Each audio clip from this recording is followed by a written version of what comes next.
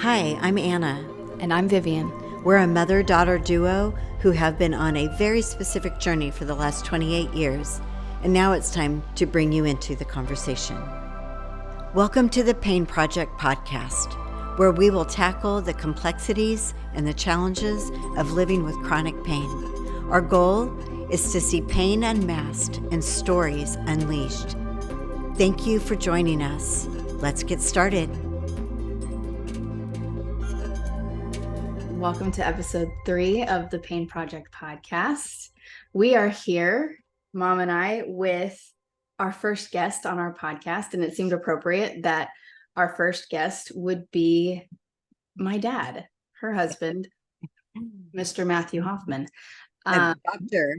Oh, I'm so sorry, Dr. Matthew Hoffman.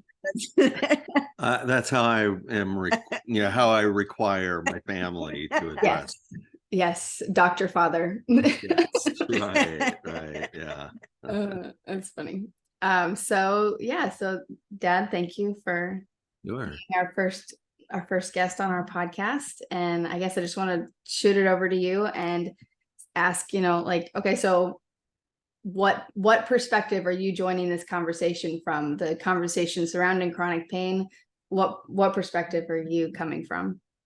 Sure. Yeah, I think probably best just as a loved one of individuals that have walked through and are walking through chronic pain. I think that's if I can be, my story's unique. Each one of our stories are unique.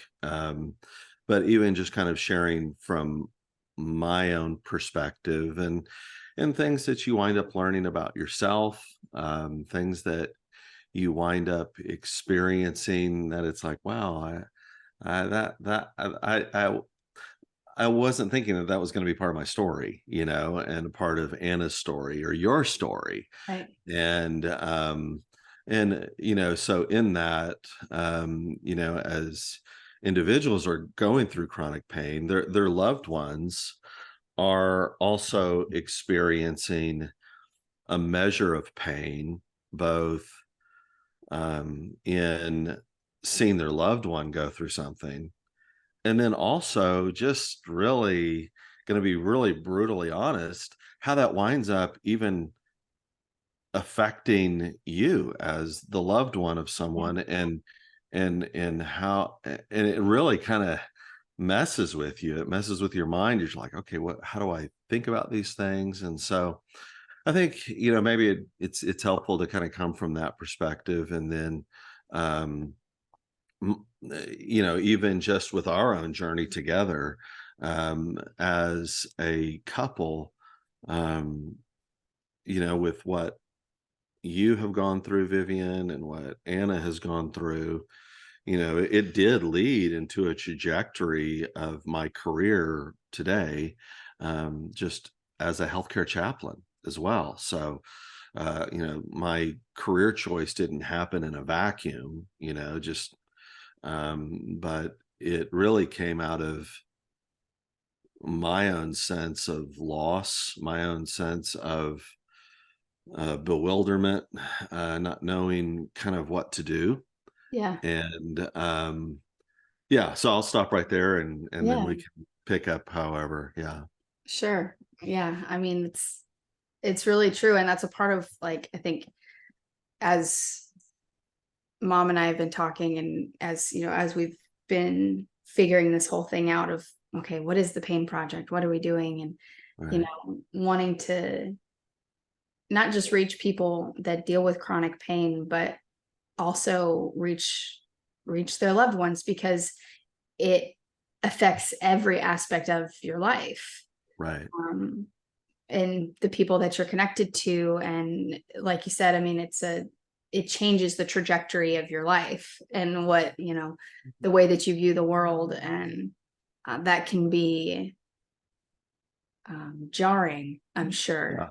Yeah. I was talking to someone the other day about how it's like they were listening to our podcast, and he was like, I had no idea. This is just a whole other world that I was Right. unaware of.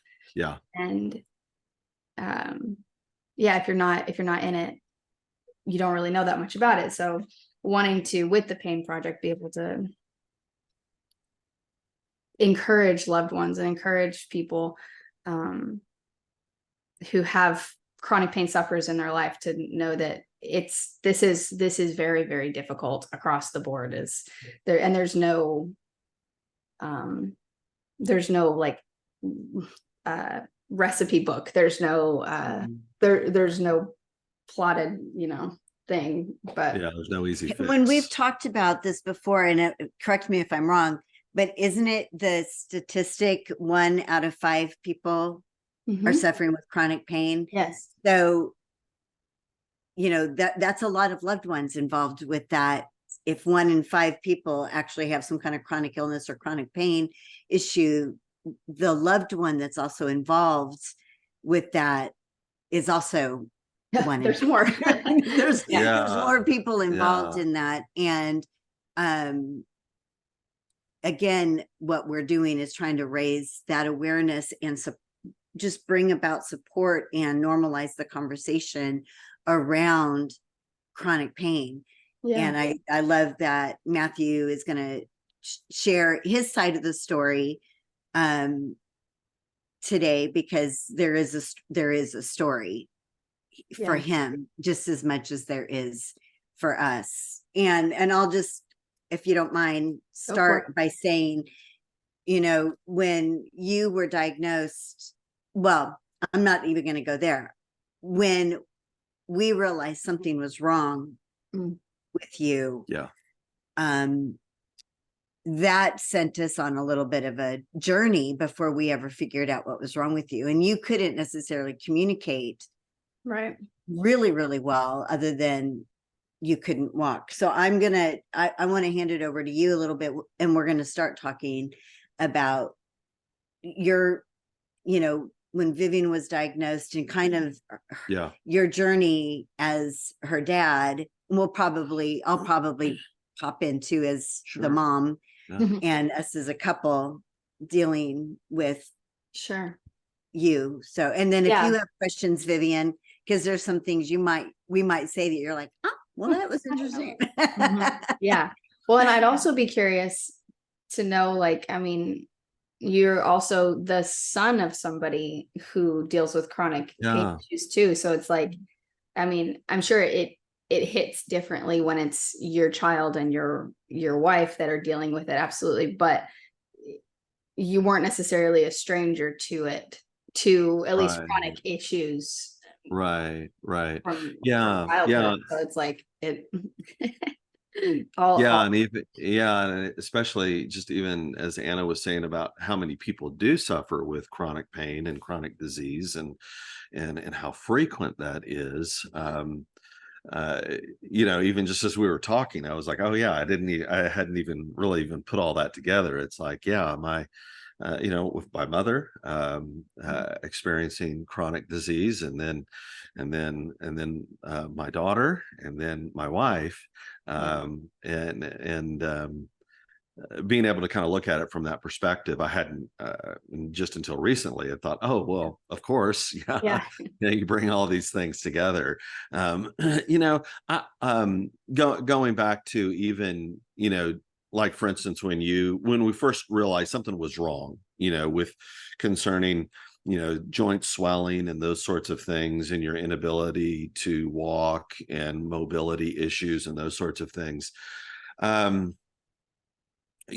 think for myself, it was the only words I can put to it is it's just, it was scary. Yeah. And, I think and again, kind of speaking from the perspective of a loved one, in this case, you're my daughter. And, anytime you see your children suffering, it's like you immediately go into, well, we're going to talk about grief. I'd like to, kind of even share about this, because as you talk about these things, you talk about pain, there's the real reality of grief. And one of those aspects of grief is just that sense of bargaining, trying to kind of bargain with God, if that's your worldview, or bargaining with the universe, or trying to figure out what you did wrong to make this right. When your child goes through something, you're just immediately going, okay, God, what do I need to do to make this go away? Mm. And it's a form really of I'm going to use this phrase quite a bit as well, just that sense of fight or flight. When you experience something that you don't have a category for, that mentally, you don't have a child and think, hey, this one's going to have chronic illness of some sort. That's just not that's not the narrative that you live within. And then all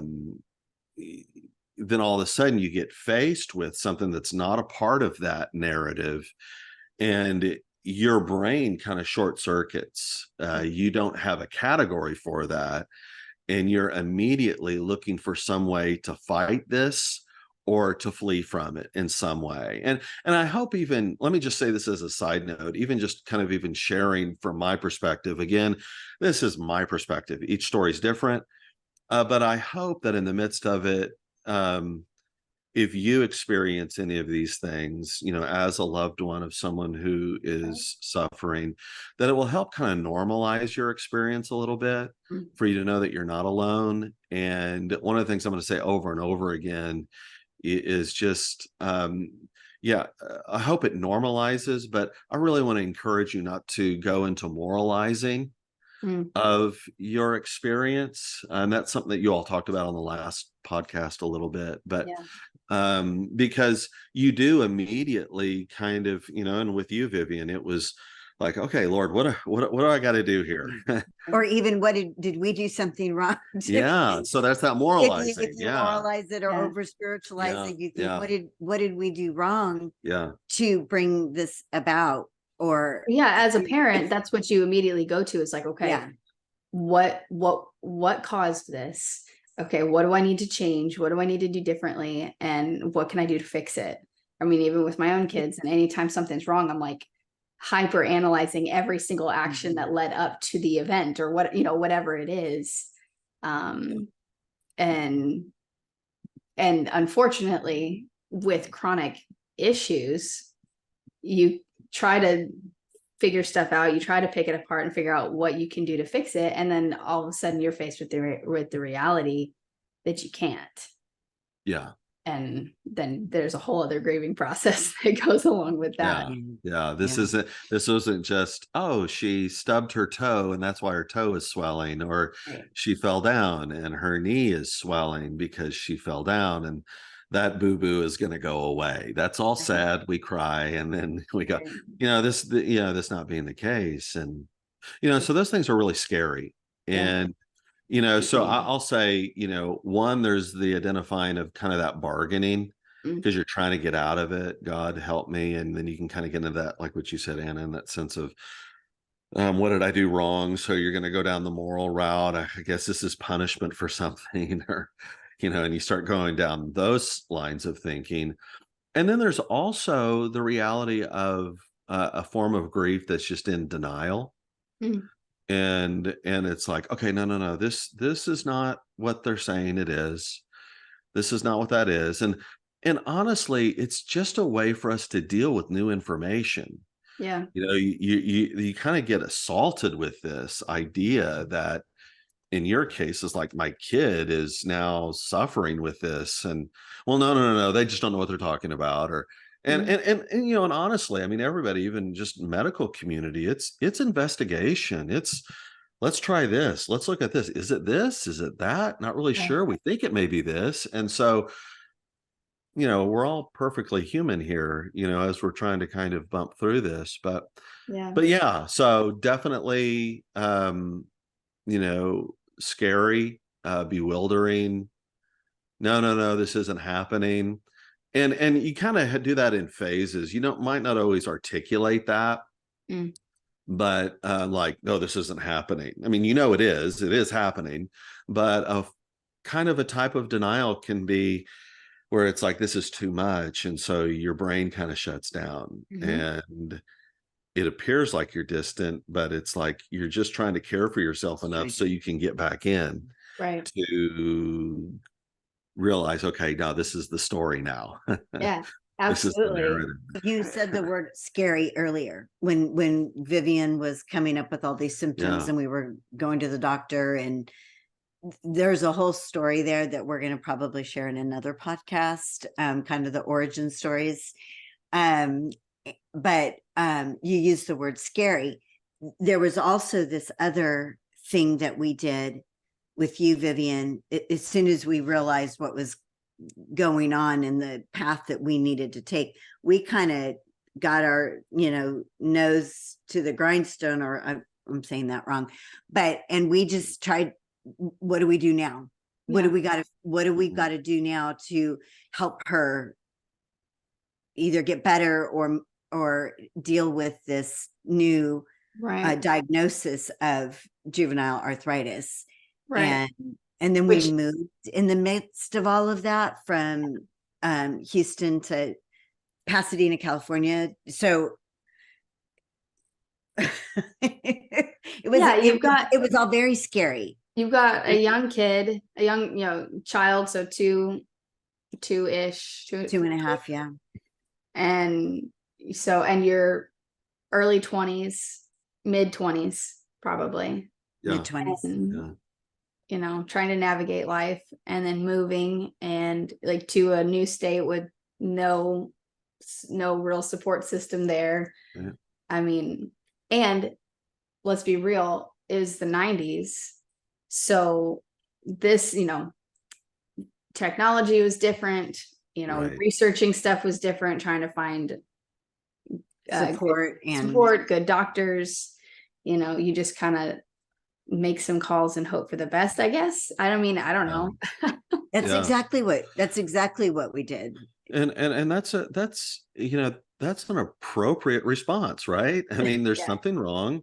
Let's try to fix this. Let's try to figure out what's going on. And that's a form of fighting. We talk about fight or flight. That's a form of fighting this. It's like, no, wait, let's research, let's look, let's find reasons. And even when you get even kind of this overarching recognition of, okay, yeah, we've got this diagnosis, this is what this is now. It's no longer a mystery as to what's happening, but this is really here. And those feelings of now that we have this and we realize this may be something that now we're going to kind of live with, this is going to be kind of the trajectory of our lives. It is, and to just put a comma there, babe, and it changed our lives. Yeah. So it's a new life, but what we thought we were going to do with our lives changed a little bit, because now we have a child who needs medical care on a regular basis. Mm-hmm. And not just that, but is suffering in pain, so. Yeah. And so you are pressing forward to do whatever you can do to help alleviate that suffering and alleviate that pain. While you're doing that, you're also wrestling with, there might not be a fix to this. Mm-hmm. So that's a balancing thing, really, for someone who's going through pain and their loved one as well, of we're going to do everything that we can, of course, to try to alleviate this suffering, but then we're trying to kind of even rest in, there is an acceptance that this is kind of what our story is now, even though we really don't like this and we really hate this. Right. And we kind of journey down those paths that way. Yeah. So it's fascinating. I'm just sitting here thinking, and obviously you've been around my whole life. You both have.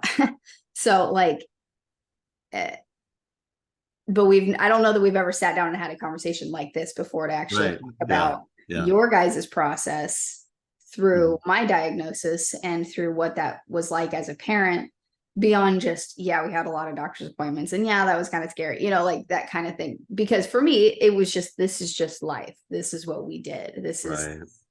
it is my existence in this world. And so we just kind of operate through it.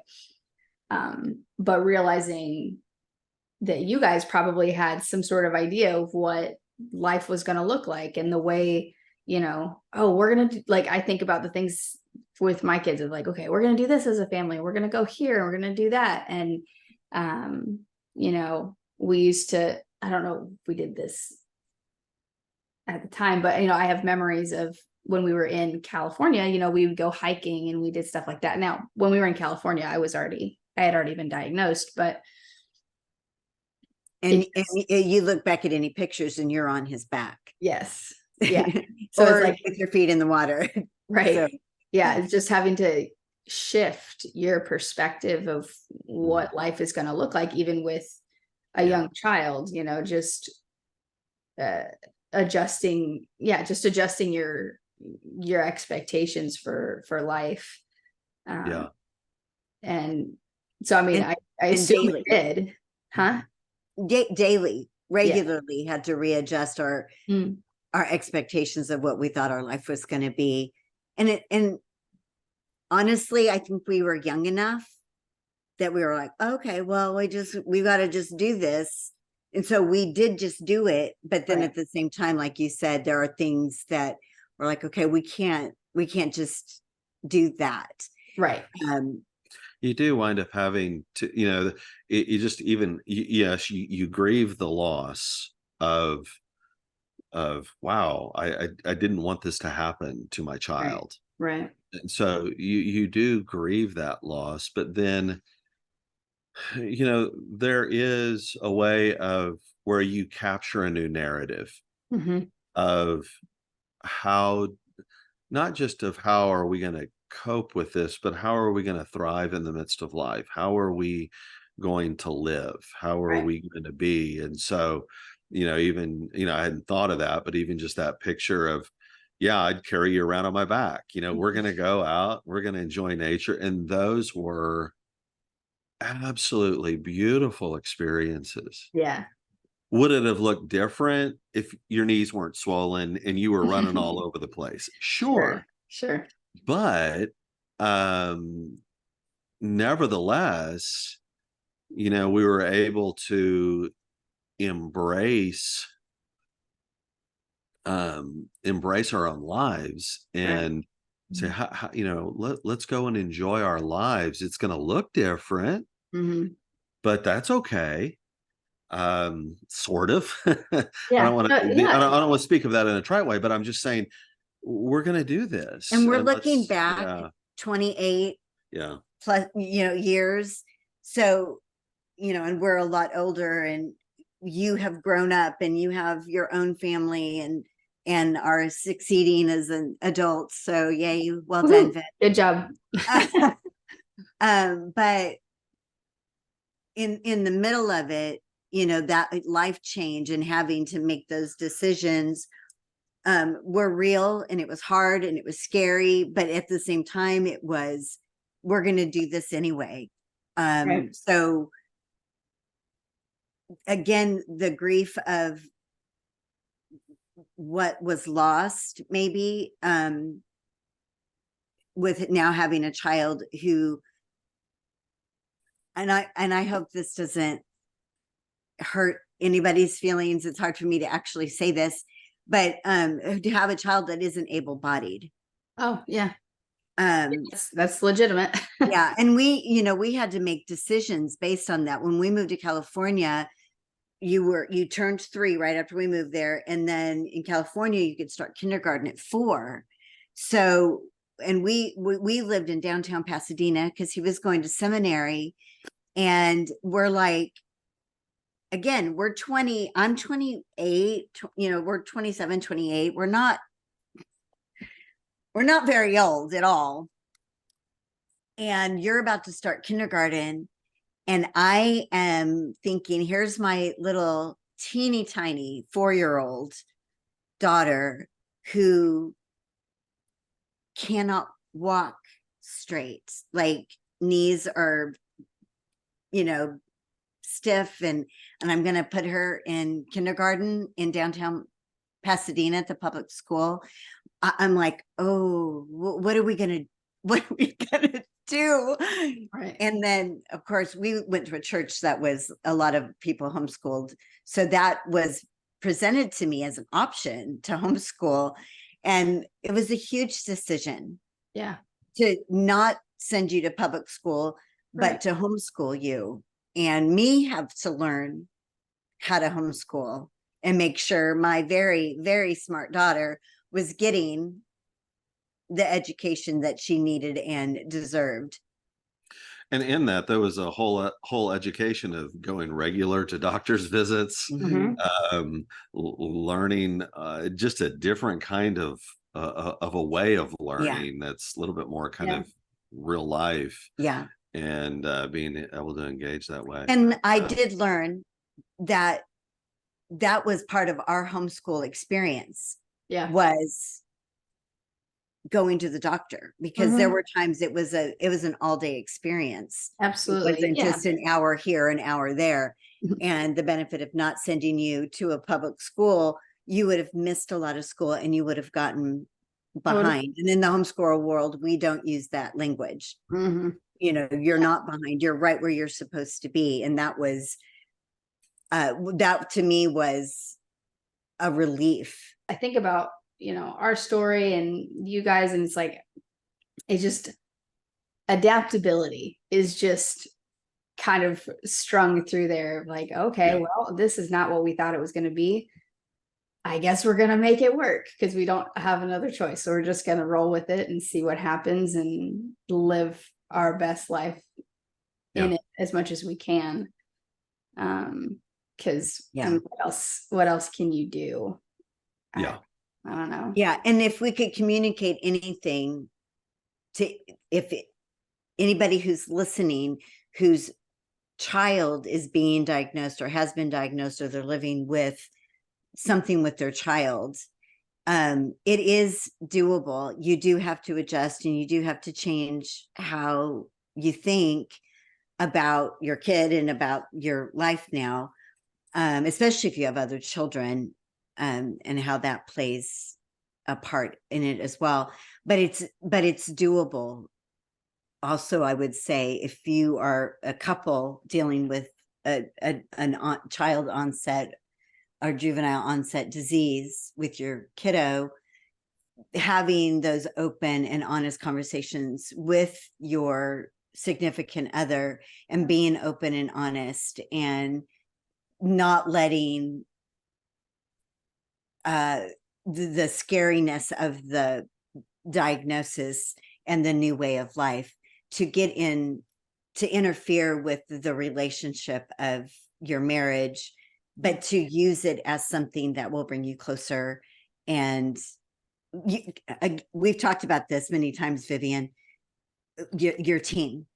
So when you have a kid who's sick, this right here, team A and B, we got your co-parent, your team, and it's so important to start there and keep that strong. Yeah, absolutely. And we've, I think it's really, really important in those types of relationships, and we can talk about this more in a second.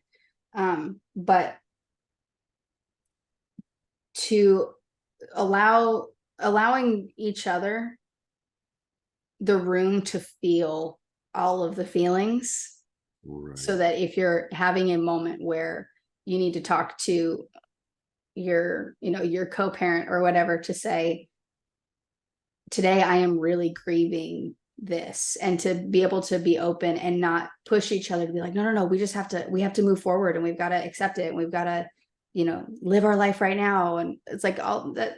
Yeah, you do want to live your life right now, but you also need to honor the grieving process and be willing to sit in the discomfort as well, because that is a part of it. You don't just, I think that's where a lot of the hurt can come from, is trying to push past those feelings, the sadness or the grief or the pain, and trying to just go straight towards, well, we just gotta, it's gonna be okay. We're gonna be fine. We're gonna be fine. sometimes you need to do that, and that's, it's understandable. But allowing yourself, whether it's you or person on your team or whatever, being able to sit and say, today I'm having a rough day. Today I need to honor this grief. I need to, talk this through, whatever that looks like. Being able to support each other through that is, I would imagine, very, very important. For sure. And with us, I was the main person who took you to the doctor 95, 98% of the time. Right. And so if you had come up with a new diagnosis, or they found something new or something, I might come home from that doctor's appointment feeling really, really low. Yeah. And sad, depressed. This took 3 hours of our day. Now you're exhausted and I'm exhausted, or a new diagnosis or a new drug or a new symptom. And it's brutal. Those moments are brutal. And I so agree with you, Viv, on in your relationship as a couple to be able to say, I'm not okay today. Yeah. And I just need a minute to be upset, grieve. I might cry and but you do get past it. And I think that hurt doesn't, you said that a second ago, you end up not hurting each other if you let each other experience those things. It's really good. That's good, Viv.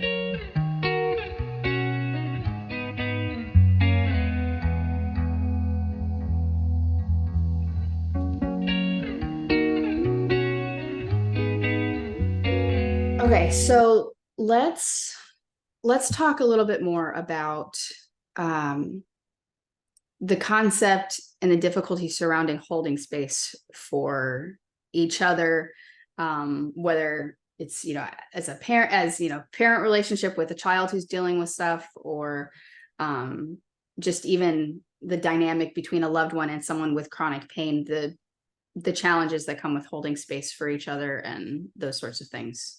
Yeah, because that's really a difficult thing to do. I mean, let's acknowledge that. Yeah. And I don't know that any of us do that like really well all the time, and it's because you've got your own internal world that's going on, and your partner has got their own internal world, or your spouse, right. They've got their own internal world, and all of those kinds of things. And so I think it's just important that, as we even talk about that concept of holding space and allowing people to be, that's where we want to go. That's what we're leaning into. But, it's just even acknowledging that a part of grieving is also anger. And I'm angry that this happened. And when that gets verbalized, and you're sharing that with one another, that anger can be perceived as though that you're angry with me. Right. And then all of a sudden, boy, we get hooked, and then we're stuck, and we're trying to hold space and can't communicate. So I just, even just as we talk about that, that's an odyssey. That's a journey that we learn to go, okay, as this person's saying this, there's words behind the words. There's meaning behind the words that are different. It may be like, oh, why are you doing this? Or why is this happening? But then realizing, no, this is coming from a place of real frustration, a place of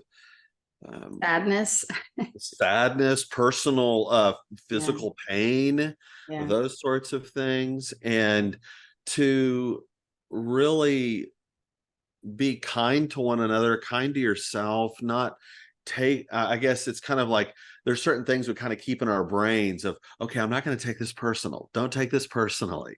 This person's hurting. They're pushing out. And they're having difficulty, we're all having difficulty of explaining these things and walking with one another. Yeah, because we're all doing this for the first time. We've never had this dynamic before, and Nor are we trained for it. Yeah. Exactly. There's no other training for this outside of going through it. Yeah. Exactly. Yeah. And so, I mean, relationships in and of themselves are hard enough, but then you add pain to the mix. I mean, and you're having to, so I mean, if we can shift the conversation a little bit. You know, we've been talking about you guys being on a team together to support me as I walked through my stuff. But then you also had another shift of mom, you starting to deal with chronic pain stuff about 15 years into your marriage, something like that. No, it was 17 years ago, or we were married 17 years. Yeah. When, so, I mean, which was 15 years ago. Yeah. That's a big shift in the relationship dynamic. Yeah. And what's needed out of that relationship. I mean, yeah, you can have like your other potential marital issues, but then you know, let's just add an extra spice to it, you know. Why not? Right. Yeah. Just for fun, you know. And that's got to be very challenging from both perspectives to go, you know, mom, you going from having your life and being healthy, and we've talked about that a little bit in previous podcasts, or like having your life and being physically fit and able and doing all the things, and all of a sudden your body giving out and failing you, and then but you're still a wife and you're still a mom and you still have responsibilities and you're still yourself, but you know, you're trying to figure out what in the world, who are you now? And you're going through that. And then dad, you're going from you guys, you know, in your marriage, and then all of a sudden your wife is different now. Yeah. And you have to be different towards each other. And I imagine, like, my husband knew what he was getting into when he married me, because I have had these chronic pain issues. We're like, listen, I have doctor's bills, I have medications. Do you have good insurance? Like, that was a part of the dating. Yeah. Right. Part of the dating process. Do you What's have your plan? Right. right. Like, it's all a part of the dating process of vetting yes. Potential mates, right? Yeah. So, I mean, not to say he knew exactly what he was getting into, but there was an understanding that chronic pain was going to be a part of our marriage. Yeah.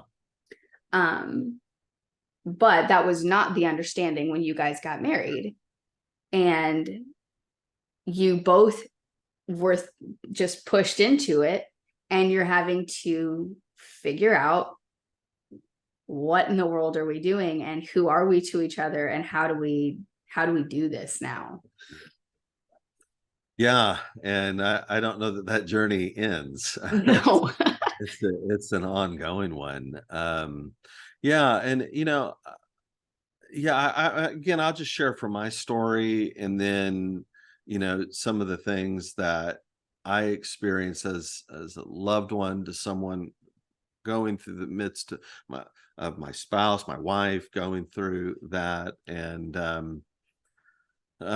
you know, I think, you know, at first, even just like it was scary when we found out diagnosis concerning you, Vivian, it was scary for us together. It was scary for me personally. It's like, whoa, what's happening here? Oh my gosh, you know. And you know, anytime your loved one goes through something, you know, when it's like, okay, this wasn't a cold, you know, this wasn't just a little thing, this was, oh wow, that was different, you know. And then all of a sudden it's like, wow, this is continuing, and there's something really wrong here.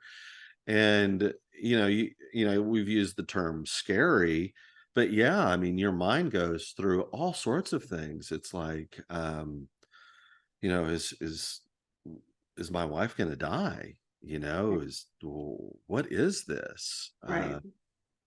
And you go to one doctor's a visit and another, and they're saying, well, I don't know, you could have this. And they throw out, the Armageddon of diseases or something to you, out of their own sense of exasperation of not knowing and trying to figure out. Or they say, your blood work is great. You look Yeah. fine.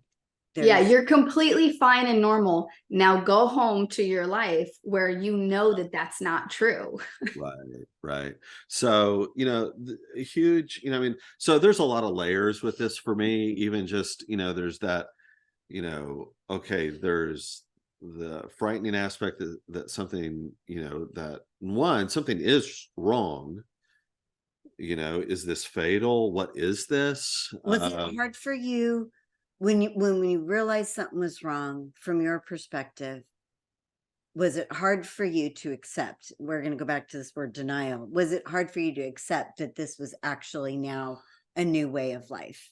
Yeah. For you? Yeah, definitely. And it was definitely one of those things like, okay, wait, no, this isn't happening.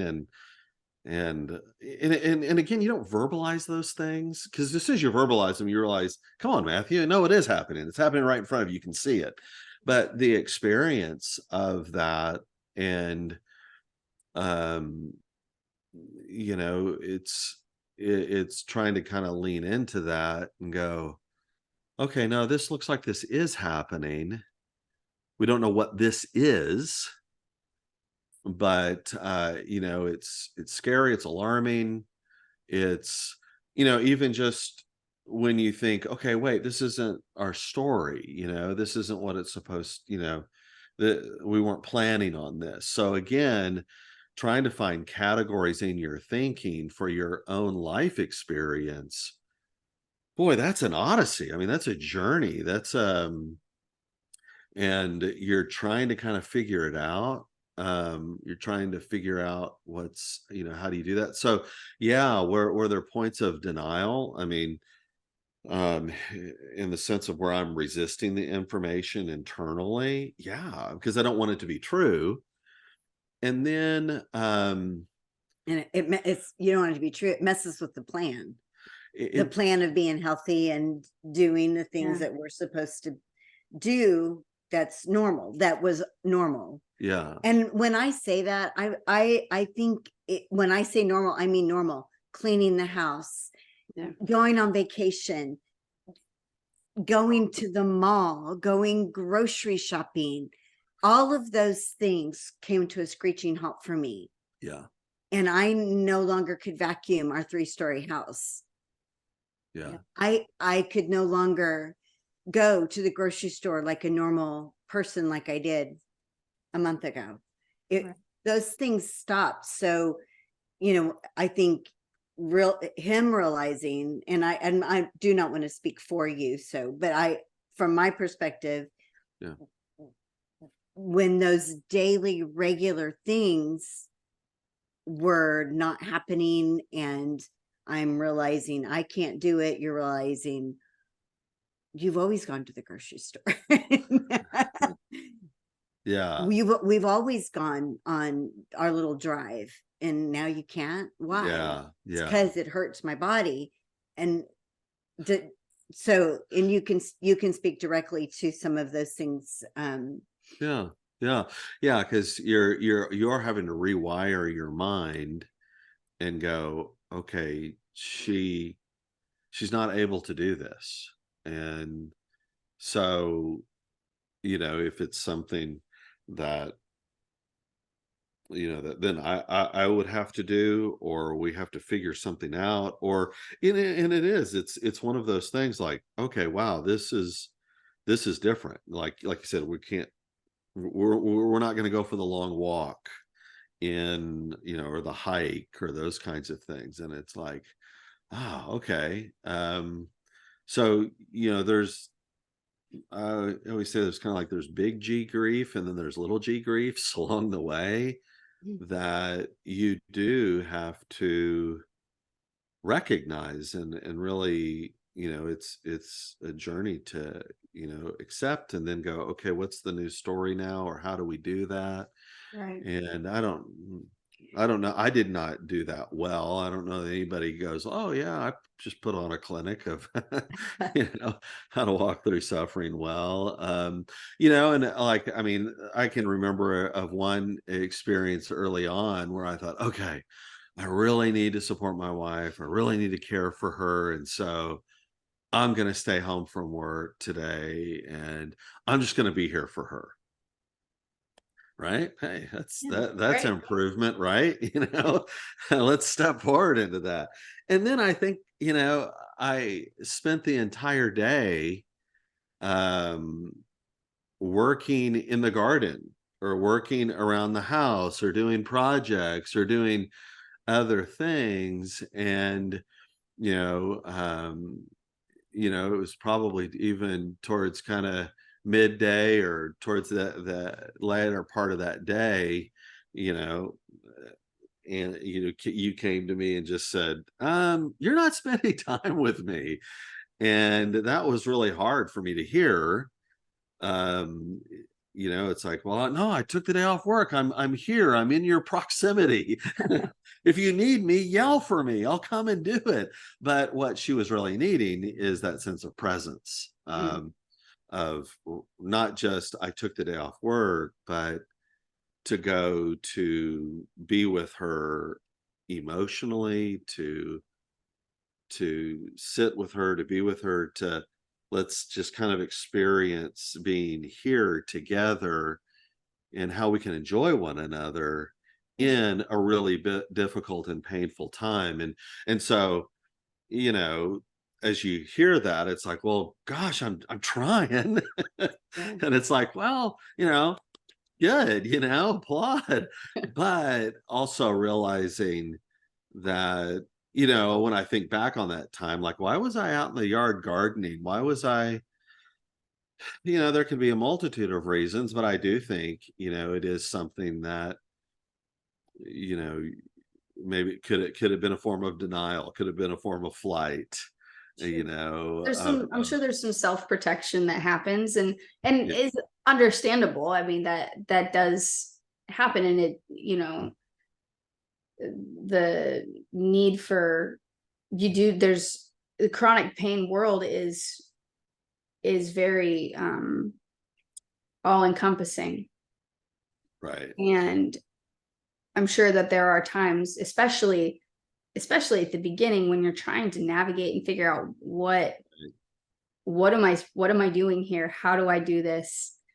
You might Well, need you got to figure out ways to take those breaks and to take those times as a loved one so that yeah, you can fully show up and support. Because I would imagine in that moment when that switch happened, when it's like, okay, all of a sudden now my wife is she's in pain, she needs more, it requires more from you, more emotionally, more mentally. I'm guessing, yeah, I mean. yeah, yeah. Yeah, it does. And we said earlier, you don't get trained on how to do this stuff. I Yeah, mean, you get trained by going through it on the and job. on the job. And that was as a part of even my own story, even in that, I'm like, once it finally when I realized, okay, this is going to be kind of a way of life. um and this isn't a bad thing that I did, but it was just a part of my own journey of trying to wrap my mind around not only just what's happened, but how do I function Yeah. with her in a way that is really helpful to her and helpful to what we're going through. And so I'm reading books on suffering, reading people's stories. And, that's one of the beauties of this podcast as well, because it does open up stories and it does open up new categories of thinking into people's minds about things that they hadn't thought of before. Yeah. And so that was a part of, each one of us do it differently. That was a part of mine. Yeah. I'm sitting there trying to grow in, like, how do you care for someone who's suffering? how do you do that? And a lot of and some of that is motivated by how can you care for them so it all becomes better now. Mm. You get motivated by those kinds of things Yeah. because you love them and you're wanting to fix it, wanting it to be better. And so you start going down those paths, and there's things that are real beneficial because you start hearing other people's stories. You start kind of opening it up, kind of going, okay, wow, this maybe she's feeling something like this person that I read, or this experience, or what have you. And um I started down that path, and then we had started this church, and things were blowing and going, starting a new church. I mean, it's a lot of work. We're doing a lot of different things, meetings all the time. And then all of a sudden it's like, oh, wow, okay, her energy levels are going down, and there's these things. And so trying to kind of go, okay, how do I, and orienting, and even just in my own life, I hadn't been in that particular place. I mean, yes, as a parent, yes, as a son, but like, how do I do this, Yeah. with my spouse?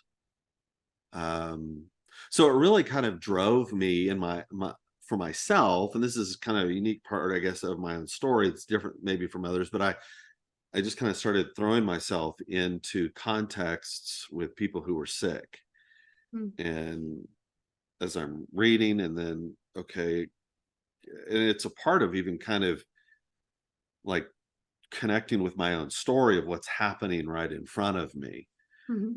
and trying to kind of unpack that. and and I think some of that honestly was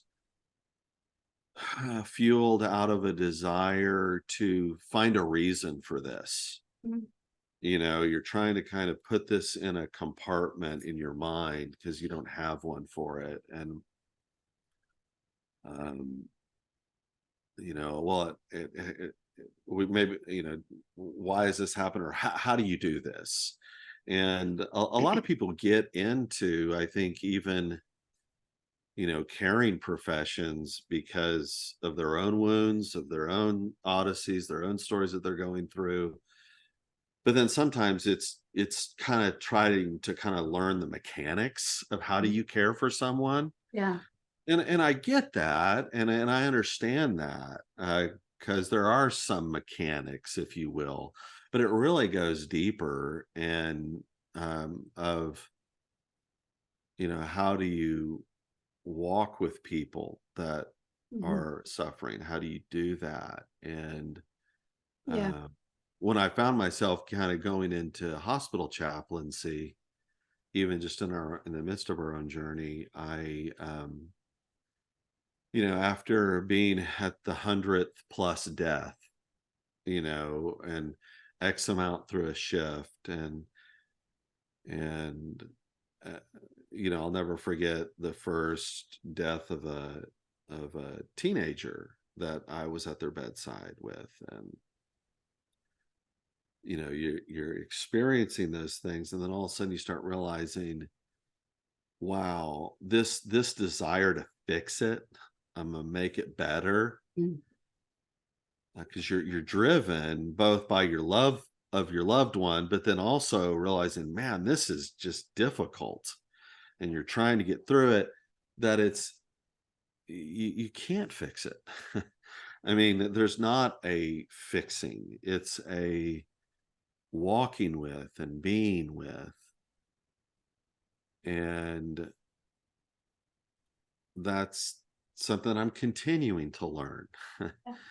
There's not like, oh, I graduated from that school and now wow, look at me. Yeah. It's you're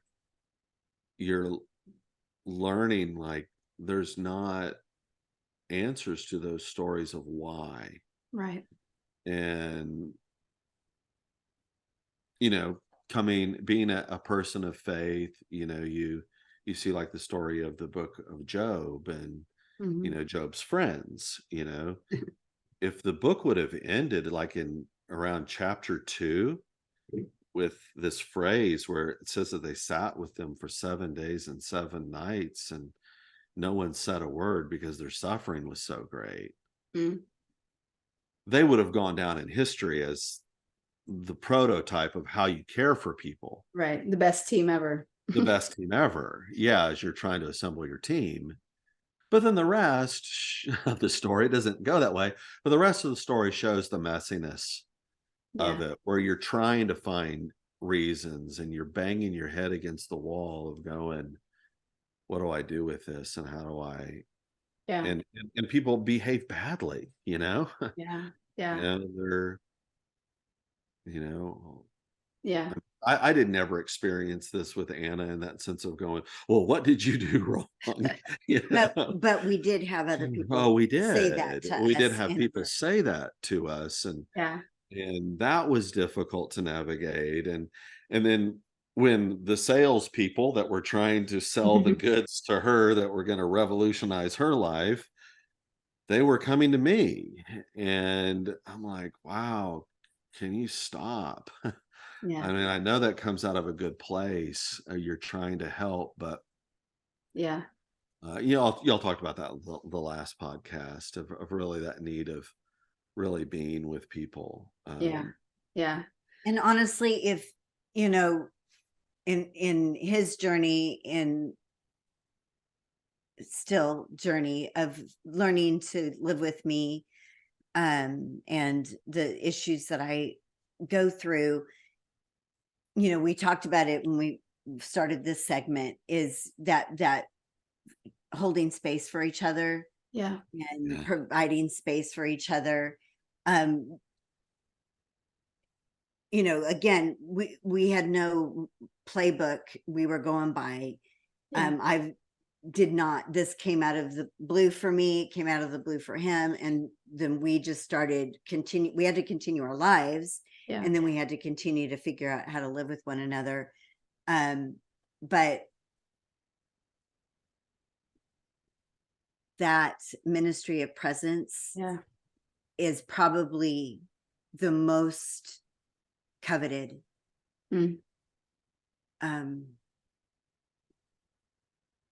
want or need. Or it's non-judgmental.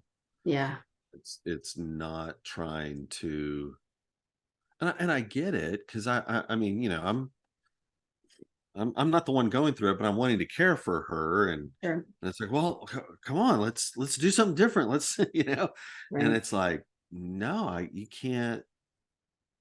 But and so you really have, as the loved one, you really kind of have to put that internal noise and really deal with that internal noise and recognize, oh, this is what I'm doing right now. Would you say so? Would you say that my question would be, what would you find is what was the most difficult part, or what is the most difficult part of learning how to hold space for each other, both of you? Like, what's something that you guys have learned as you're doing this, and what are you learning as you're going through this of, okay, do you have tips, tricks, recommendations, things like that for, I think we can specifically maybe speak to spouse relationships where one of them is struggling with chronic pain and one of them is learning how to show up for them. What are some challenges that you guys have faced, and what do you do to try to mitigate some of that? I think one of the first things that comes to mind is that it's difficult at times for the person that's on the care, I'm using the language caregiver, or the loved one who's trying to care for the one who's suffering. But when you realize that you might not be doing it right in that moment, like you're like, well, I'm going to do this. And realizing, okay, that didn't land the way you thought it would. That wasn't helpful. but to be able to put that aside and to listen, to Anna, to say, hey, I know you meant well by that, but you know, it would have been really helpful if you would have done this or this instead. Um, and really just to listen, Mm. and to not to realize it's difficult for them to share those points of observation with you of how you can best care for them, because you say you want to care for them, right? So and here's some input, and it's got an ouch factor to it a little bit, Yeah. Yeah. but to really slow down and listen, and to try to hear that. And when they express it, they may be in pain in that moment. Yeah. And to not, like we said before, of it in that sense of not realizing that it may come out as anger, or a form of Mm. anger, or a frustration, because there's pain involved. And to hear that, and to sit with that. One of the things that we both did along the way, but I had to come to a realization that there were things that you and Christian and Matthew wanted to do that I couldn't do, Mm. whether it was because of the pain level or the fatigue level. I knew I couldn't make that, whatever it was. So a little tip is, on the chronic pain sufferer side, is let your people do what they want to do. If he wants to go on a long walk, which he does that regular, he loves walking downtown Dallas, go. I want him to go. I want him to enjoy his life. That space for him is important for his life. But then also and then he lets me do what I need to do. He does not fuss at me for how I choose to rest, or I do what I need to do and he does what he needs to do. But then we also have things that we do together that I can do. Yeah. At one point he took on the cooking, and that was because I was working full time, and I can't do it all. Yeah. Um, And but that's the foodie of the relationship. So Yeah, that helps too, right? yes, yeah. I'm like, you think about food all the time. You take care of it. 3 times a day. I'm like, what? Right. I just need girl dinner Yeah. all day long. It's Yeah. fine. That's it. Popcorn and a glass of wine. That's not doing it for me. It's fine with me. Anyway, again, with that space and letting him do what he needs to do, that is caring for him, so he knows that I love him and that I am not holding him. You got to only take care of me. That was something I had to learn to do, and he had to learn to do as well. Yeah. For me. And then he mentioned listening. I think that listening on both sides, again, with the communication, if you don't communicate and you don't listen to understand, don't Yeah. listen to respond, but listen to understand, Yeah. you will get on the same page. Even if there's still, it's like, how can you be in so much pain? And yesterday you did all of that. Now today you can't. Why? Yeah. Was because I did all that yesterday, Right. and now I can't do anything today. And that's a lesson in years. Yeah. Well, it's learning your person, and You only learn that with time. Yeah. For both sides. And that's a part of even the grieving process as well. When we talk about acceptance, it's accepting the other person, it's accepting the season of life that we're in, but it's also accepting that I'm going to start a new adventure of how can I enjoy even aspects that are different than what we might want to do, but how I can, like, I mean, you mentioned the sense of the cooking and those sorts of things. For me to find joy in that, and to experience that, and to kind of Well, it's an art form for you. Yeah, You so love it. I'm an You get our little artistic green person. chef Yeah, and you make it this yeah, yeah, yeah, art project, and yeah, I sit there and I watch and we visit, and yeah. and it's a moment in time that we can be together, and I'm not killing myself and you're having fun. Right, right. So but it took years to figure that out. Yeah, and the acceptance of new rhythms, like, if she's gonna go and do something, if there's a family event or we're going somewhere, I know that the next day or 2 is gonna be maybe bedtime. It's gonna be, we're gonna need to be in comfy chairs and maybe some naps, maybe some movies, so exploring that together, exploring things that, of whether it be a game or, that doesn't cause a lot of physical, kind of, taxing or movies or those sorts of things. And Yeah. and just stopping to really just a part of it. uh, I don't think you can enjoy one another without really just accepting one another. And that's not a resignation. That's not like, well, I just accept that now. It's like, no, I'm really embracing Mm. where we're at and going, man, I love this woman. And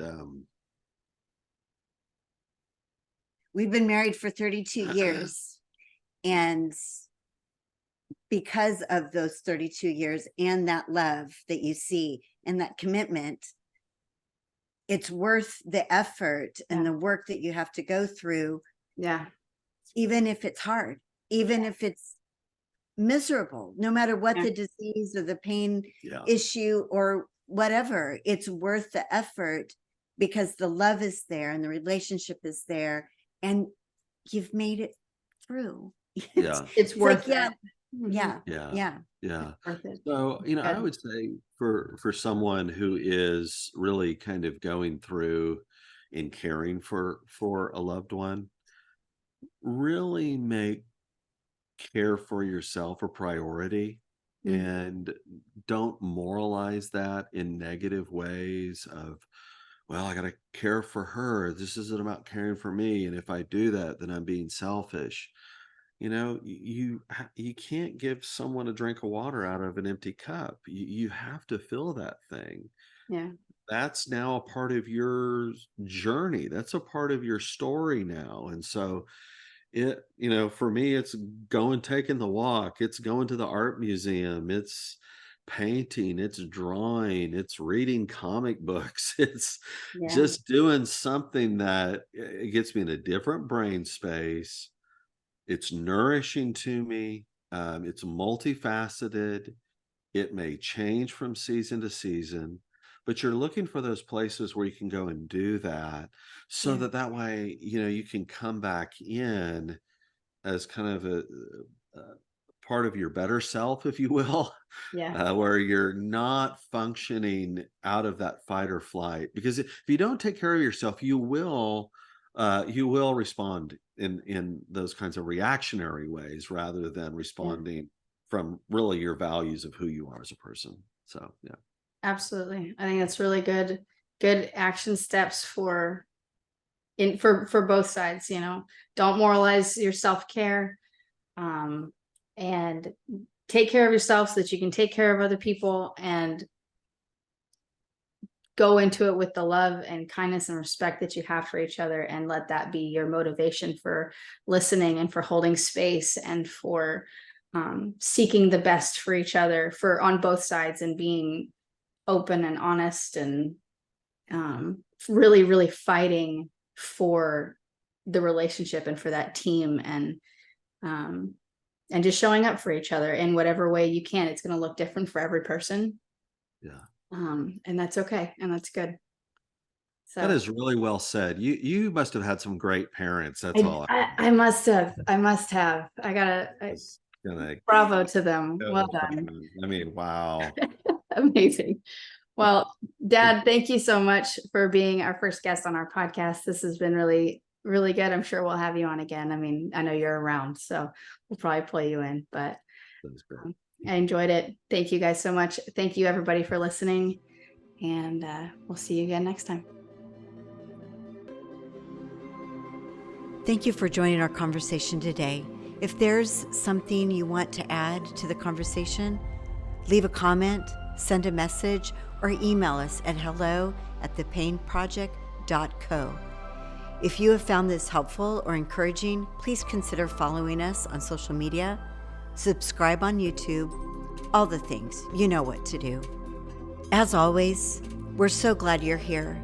No matter who you are or where you're coming from, we're glad for your perspective. The table is big and there is room for everyone. Until next time.